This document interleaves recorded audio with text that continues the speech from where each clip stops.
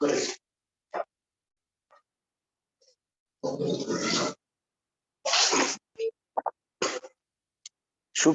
শিক্ষার্থীরা, এই করোনা কালে অনলাইনে ক্লাসে তোমাদেরকে শুভেচ্ছায় স্বাগতম। এখানে আজকে আমি তোমাদেরকে পঞ্চম অধ্যায়ের ভূগোল প্রথম পত্র পঞ্চম অধ্যায়ের বায়ু চাপ বলয় বিষয় নিয়ে আলোচনা করব। গত অনলাইন ক্লাসে আমি তোমাদেরকে এই পঞ্চম অধ্যায়ের আবহাওয়া ও জলবায়ুর উপাদান, তাপমাত্রা, আর্দ্রতা, বৃষ্টিপাত, বায়ুচাপ, বায়ু প্রবাহ এগুলো বিষয় নিয়ে আলোচনা করেছিলাম। আজকে আমরা বায়ুর চাপ বলয় নিয়ে আলোচনা করব। গত ক্লাসে আমরা বায়ুর তাপ বলয় নিয়ে আলোচনা করেছিলাম।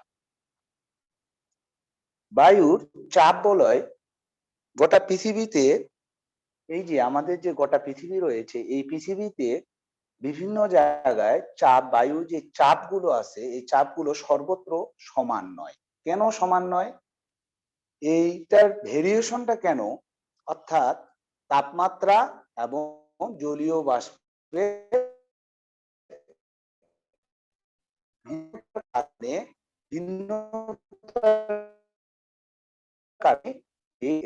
এক ধরনের তাপ বলয় পরিলক্ষিত হয়। অর্থাৎ আমরা গতকাল যে তাপ বলয়গুলো পড়েছিলাম, যে পৃথিবীর মধ্যভাগটা হলো উষ্ণ অঞ্চল, তারপরে হলো নাতিশীতোষ্ণ মণ্ডল, তেমনি দক্ষিণের দিকে এটা হচ্ছে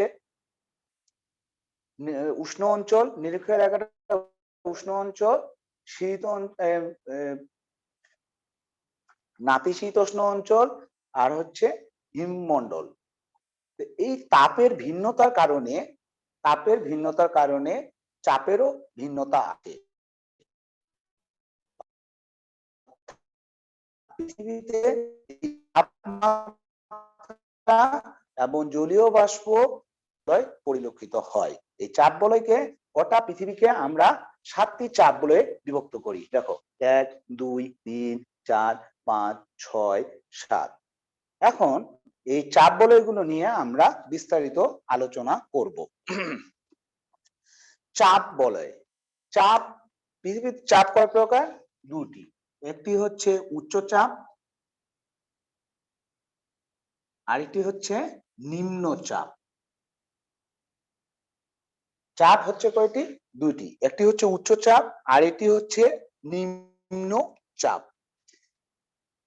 অর্থাৎ নিম্নচাপটা কোথায়? যখন তাপমাত্রা বেশি থাকে, অর্থাৎ তাপমাত্রা বেশি থাকে, বায়ুটা শূন্য হয়। বায়ুটা কি হয়? বায়ুটা উষ্ণ হয়। উষ্ণ হওয়ার পরে কি হয়? হালকা হয়। হালকা হওয়ার পরে ধীরে ধীরে ওই এলাকা থেকে বায়ুটা উপরে উঠে চলে যায়। তাহলে সেখানে যে চাপটা সৃষ্টি হয়, সেই চাপটির নাম হচ্ছে নিম্নচাপ।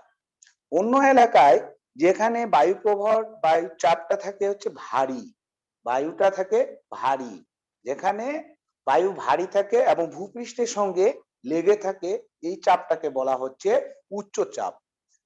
এই উচ্চচাপ এবং নিম্নচাপের কারণে পৃথিবীতে এক স্থান থেকে আরেক স্থানে বায়ু প্রবাহিত হয়। আমরা এখন পৃথিবীতে দেখব মোট কয়টি চাপ বলয় রয়েছে। পৃথিবীতে মোট চাপ বলয় রয়েছে 7টি। পৃথিবীর মধ্যভাগে যেটি আমরা এই যে 0 ডিগ্রি রেখাটিকে বলা হয়, এটাকে বলা হচ্ছে নিরক্ষীয় রেখা। 0 ডিগ্রি মানে হচ্ছে নিরক্ষীয় রেখা। এখানে সূর্য কিরণ লম্বভাবে তাপমাত্রা দেওয়ার কারণে এই অঞ্চলটিতে তাপমাত্রা অত্যাধিক থাকে। এখানে বায়ুগুলো হয় হালকা এবং শুষ্ক হয়ে উপরে উঠতে থাকে। এই উপরে উঠতে থাকার কারণে এখানে বায়ুর চাপটা কম থাকে। এই বায়ুর চাপ কম থাকার কারণে এই এলাকাটাকে বলা হচ্ছে নিরক্ষীয় নিম্নচাপ। আমি কি বলছিলাম? যে বায়ু এখানে চাপটা কম থাকবে। বায়ুর চাপটা কি থাকতেছে? কম থাকতেছে। চাপ মানে কি? যদি ভারী বায়ু ভূপৃষ্ঠের সঙ্গে চাপ দিয়ে থাকে তাহলে এটা হচ্ছে উচ্চ চাপ, আর যদি হালকা হয়ে উপরে উঠতে থাকে তাহলে সেটাকে বলা হচ্ছে নিম্নচাপ। অর্থাৎ আর সে চাপ প্রয়োগ করতে পারতেছে না। তাহলে নিম্নচাপটা কখন সৃষ্টি হবে? যখন যে অঞ্চলটাতে তাপমাত্রা অত্যাধিক থাকবে সেখানে বায়ুটা কি হবে? হালকা হয়ে ঊর্ধ্বগতিতে উপরে উঠতে থাকবে, সেটাকে বলা হচ্ছে নিরক্ষীয় নিম্নচাপ। তাহলে আমরা 7টি নিম্নচাপের মধ্যে কয়টি পেলাম? একটি চাপ পেলাম, সেই চাপটি হচ্ছে নিরক্ষীয় নিম্নচাপ বলয়। ঠিক উত্তরে 0 ডিগ্রি থেকে উত্তর গোলার্ধে 30 ডিগ্রি এখানে যে চাপটির সৃষ্টি হয় সেটার নাম হচ্ছে কর্কটীয় উচ্চচাপ। অর্থাৎ আমরা 23.5 ডিগ্রি রেখাটিকে কি বলতেছি? কর্কট রেখা। এই কর্কটের মধ্যে কর্কট রেখা মানে আমাদের যে এরিয়াটা নাতিশীতোষ্ণ অঞ্চলটি পড়ে এই জোনটিকে বলা হচ্ছে কর্কটীয়। কর্কটীয় এখানে যে চাপটি সৃষ্টি হয় সেই চাপটির নাম হচ্ছে কর্কটীয় উচ্চচাপ। দক্ষিণ গোলার্ধে 23.5 ডিগ্রি রেখাটাকে আমরা বলতেছি নিম্নচাপ। এই নিম্নচাপ না, কর্কটীয় মকরীয়। তাহলে এই চাপটাকে বলা হচ্ছে মকরীয় উচ্চচাপ।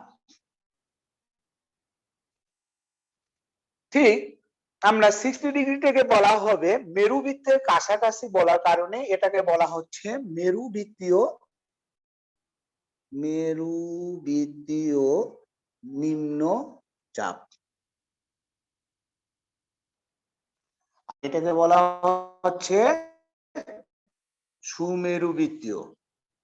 এটাকে বলা হচ্ছে কুমেরু থাকার কারণে এটা বলা হচ্ছে কুমেরুবৃত্তীয় নিম্নচাপ। আর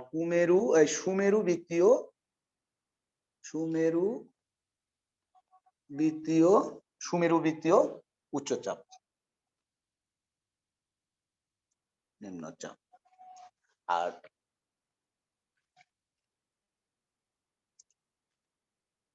উচ্চচাপ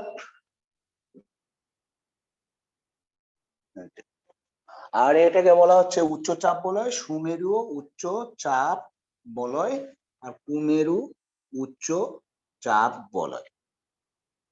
কুমেরু উচ্চচাপ বলয় আর সুমেরু উচ্চচাপ বলয়। তাহলে তোমরা একটি লক্ষ্য করে দেখো, আমরা পৃথিবীতে কয়টি চাপ বলয় পেলাম? পৃথিবীতে আমরা 7টি চাপ বলয় পেলাম। প্রথমে পাচ্ছি সুমেরু উচ্চচাপ, কুমেরু উচ্চচাপ, মেরুবৃত্তীয় নিম্নচাপ, সুমেরুবৃত্তীয় নিম্নচাপ, কুমেরুবৃত্তীয় নিম্নচাপ। এরপরে আমরা পেলাম কর্কটীয় উচ্চচাপ, মকরীয় উচ্চচাপ, আর মাঝখানে যে চাপটি পাচ্ছি নিরক্ষীয় নিম্নচাপ। অর্থাৎ পৃথিবীতে 7টি চাপ বলয় এর আমরা চিত্র দেখতে পেলাম।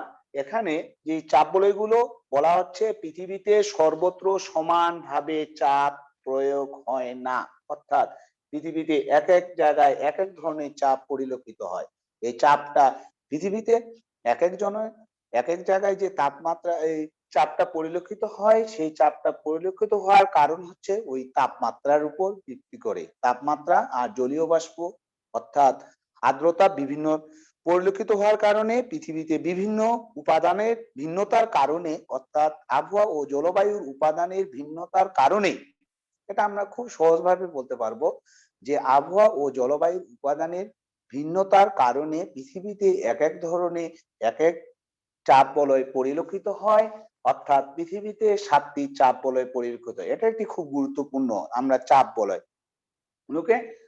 চাপ বলয় হচ্ছে 7টি, খুব ইজি।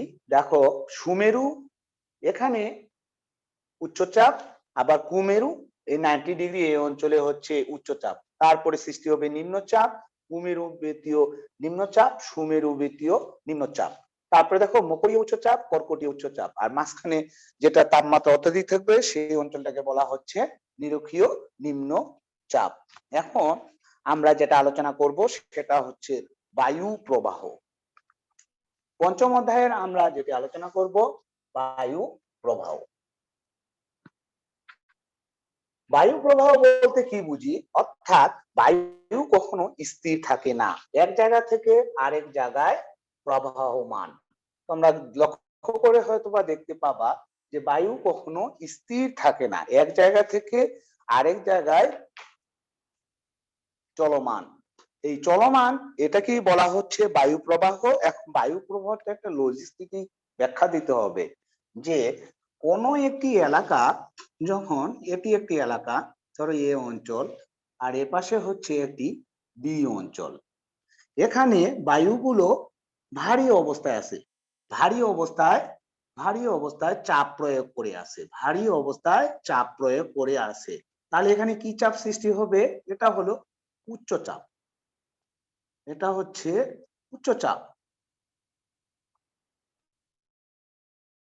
ভারী অবস্থায় প্রয়োগ করে আছে, এটাকে বলা হচ্ছে উচ্চচাপ।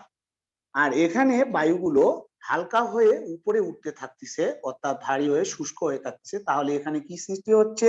সেটা হচ্ছে নিম্নচাপ। এটা হচ্ছে নিম্নচাপ। বায়ু যখন চাপ প্রয়োগ করবে তাহলে সেটা হচ্ছে উচ্চচাপ। বায়ু যখন হালকা হয়ে উপরে উঠতে থাকবে, কারণে বায়ু হালকা হবে এই তাপমাত্রার কারণে। এখানে তাপমাত্রা প্রয়োগ করার ফলে বায়ু দ্রুত হালকা হয়, হালকা হয়ে উপরে উঠতে থাকে। এই উপরে উঠতে থাকার কারণে চাপটা কমে যায়, তখন এই অঞ্চলে যে প্রক্রিয়াটা সৃষ্টি হয় সেটাকে বলা হচ্ছে নিম্নচাপ। বায়ু শূন্য হয়ে পড়বে, এই এলাকাটা কি হবে? বায়ু শূন্য হয়ে পড়বে। পৃথিবীতে কি কোনো এলাকা বায়ু শূন্য অবস্থায় আছে? না, কখনো বায়ু শূন্য অবস্থায় নয়। তাহলে কি হবে? এই এলাকাটাতে বায়ু আসার জন্য তখন এখান থেকে বায়ু কি হচ্ছে? এই অঞ্চলটাতে জায়গা দখল করতে আসছে। তাহলে জায়গা যদি দখল করতে আসে, তাহলে বায়ু কি উচ্চচাপ হতে নিম্নচাপের দিকে প্রবাহিত, উচ্চচাপ থেকে নিম্নচাপ হচ্ছে বায়ু প্রবাহ। তেমনি নিম্নচাপ থেকে উপরে উঠার পরে বায়ুগুলো কি হবে? এই জায়গাটাতে হালকা হয়ে চলে যাবে, তখন আবার এখানে চলে আসতে শুরু করবে। তাহলে নিম্নচাপ থেকে কি হচ্ছে? বায়ু আবার তেমনি উচ্চচাপের দিকে প্রবাহিত হবে। তাহলে বায়ু এই প্রবাহমান, এটাকেও বলা হচ্ছে বায়ু প্রবাহ, এদিকেও বলা হচ্ছে বায়ু প্রবাহ। তাহলে পৃথিবীতে কখনোই বায়ু স্থির থাকে না, অর্থাৎ এক জায়গা থেকে অন্য জায়গায় প্রবাহিত হয়। বায়ু নিম্নচাপ থেকে উচ্চচাপের দিকে প্রবাহিত হয়, উচ্চচাপ থেকে নিম্নচাপের দিকে প্রবাহিত হয়। আমরা এখন পৃথিবীতে বায়ু প্রবাহের কারণ গুলো জানি। তাহলে বায়ু প্রবাহের একটি কারণ সম্পর্কে আমরা ইন ডিটেইলস সম্পর্কে জানলাম, যে বায়ু প্রবাহের কারণ বায়ু উচ্চচাপ থেকে নিম্নচাপের দিকে, নিম্নচাপ থেকে উচ্চচাপের দিকে প্রবাহিত হয়। চাপের তারতম্য। 2 নম্বর হচ্ছে উষ্ণতার তারতম্য। তাহলে একটি বায়ু প্রবাহের কারণ হচ্ছে কি?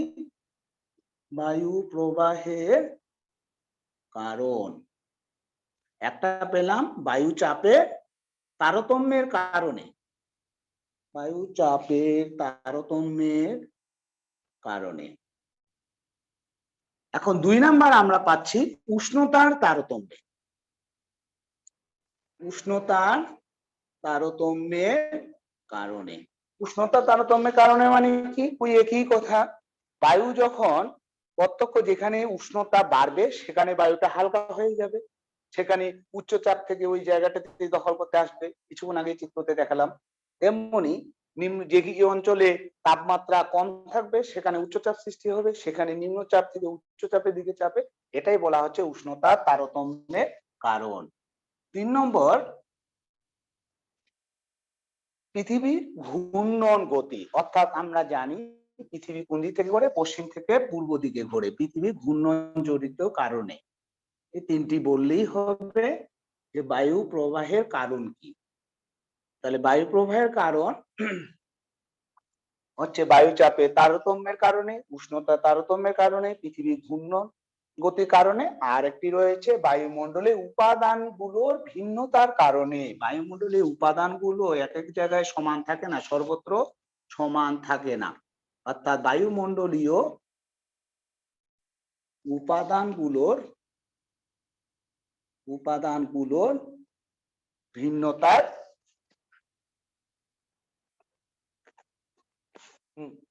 ভিন্নতার কারণে, অর্থাৎ বায়ুমণ্ডলীয় উপাদানগুলোর কারণে হয়। উপাদানগুলোর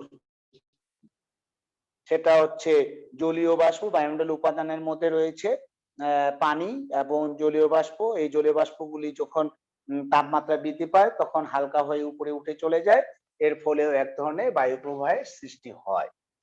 এখন আমরা যেটা চলে আসে যাব বায়ু প্রবাহের শ্রেণী বিভাগ। বায়ু প্রবাহকে সাধারণভাবে চারটি ভাগে ভাগ কয়টি ভাগে ভাগ করা যাচ্ছে? চারটি ভাগে। এক প্রবাহের শ্রেণী বিভাগ। একটির নাম হচ্ছে নিয়ত বায়ু প্রবাহ। নিয়ত বায়ু প্রবাহ। 2 সাময়িক বা মৌসুমী বায়ু প্রবাহ। 3 নাম্বার হচ্ছে স্থানীয় বায়ু প্রবাহ। স্থানীয় বায়ু প্রবাহ। আরেকটি রয়েছে অনিয়মিত বায়ু প্রবাহ।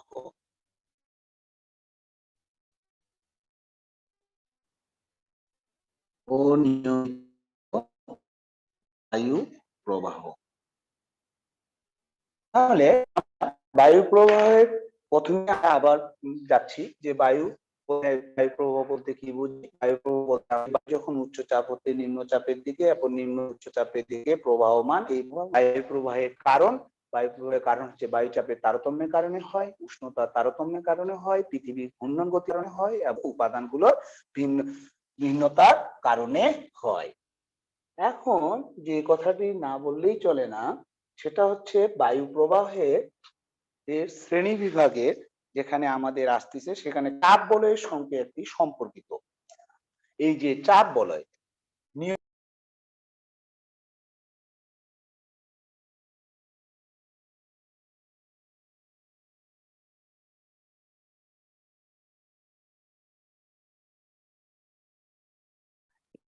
এটাকে বলা হচ্ছে নিয়ত বায়ু প্রবাহ। তাহলে নিয়ত বায়ু প্রবাহ গুলো কি হচ্ছে? সেটা সম্পূর্ণ চাপ বলয়গুলোর উপরে ভিত্তি করে। একে আবার আমরা কয়টি ভাগে ভাগ করব? 3 ভাগে ভাগ করব। বলা হচ্ছে অয়ন বায়ু বা বাণিজ্য বায়ু। ক হচ্ছে পশ্চিমা বায়ু আর গ হচ্ছে মেরু বায়ু।